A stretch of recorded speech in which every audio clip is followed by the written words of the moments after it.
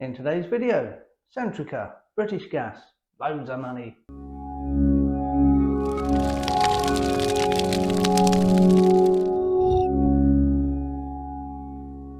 Hi and welcome back to today's channel. Thanks for popping by, it's great to see you. Please check out all the content on the channel. Remember to subscribe and hit that like button all the time, that would be great, thank you. In today's video, we're going to talk about Centrica again. Remember that company that was, well, not directly Centrica, not directly British Gas, owned by Centrica, but a company employed by British Gas and Centrica to break into people's houses and install prepayment meters because they were poor. Well, let's have a look and see how much money they've got then. Let's start off by talking about a chap called Chris O'Shea. Now, he is the CEO of Centrica and they have just reported profits for 2022 of 3.3 billion. I'll get round to where that money comes from exactly in a little while. But here's the bloke who supposedly refused to take a bonus in 2021 and even 2020. But then why would he need a bonus in 2020? Because I see that his pay went up 7%.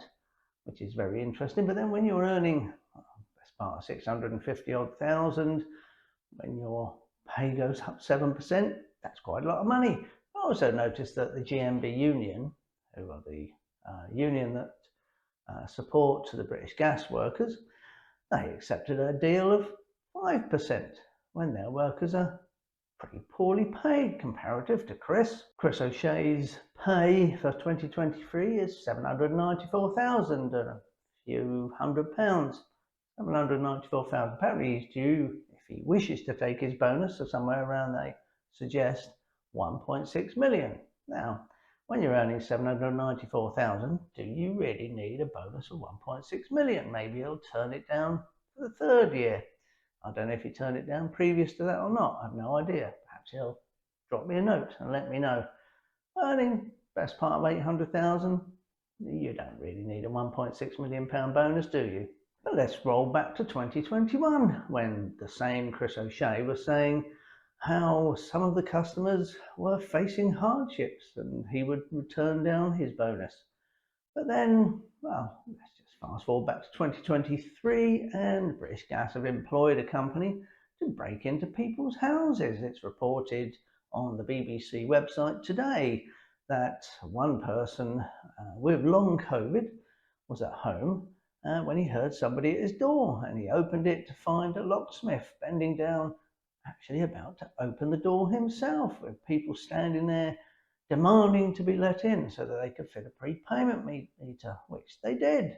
So where does all that 3.3 billion profit come from for Centrica? Well, from a British Gas perspective, it's actually, they only I love that, only brought in a £72 million profit, which is down about 40 million on the year before. Centrica also state that they spent 75 million on, let's see what it says, supporting customers of British Gas for much needed stability and support. I have no idea what that means and I suspect they don't really, it's just management speak, something to say. Now, Centrica have sold off one of the companies they own, Spirits Energy, which is an oil and gas company, and they made a reasonable amount out of that. They also do gas and oil abroad and made a reasonable amount out of that, hence 3.3 billion. Now they only pay, let's just talk quickly about the windfall tax, as it's called, as a generic term really. Now they pay 30% tax, they pay 35%, 35% business tax, and then they pay the 10% windfall on top. Now most people might say that seems quite a lot, but when you're making millions in the UK, British Gas only made 72, so how much are they actually going to pay out of that 3.3 billion? Possibly not a lot, really, is it? Now these companies also manage to write off a fair amount so that they don't actually have to pay tax, money that they've actually invested in oil and gas in the UK or the UK waters. So I'm sure that British Gas and Centrica will have a pretty hefty list of investments that they've made, so therefore avoiding the amount of tax that they have to pay. Shares. Let's just have a quick look at share prices. So Centrica will be operating a share buyback scheme, and their intention, from what I can tell, is to spend £300,000 on this share buyback scheme.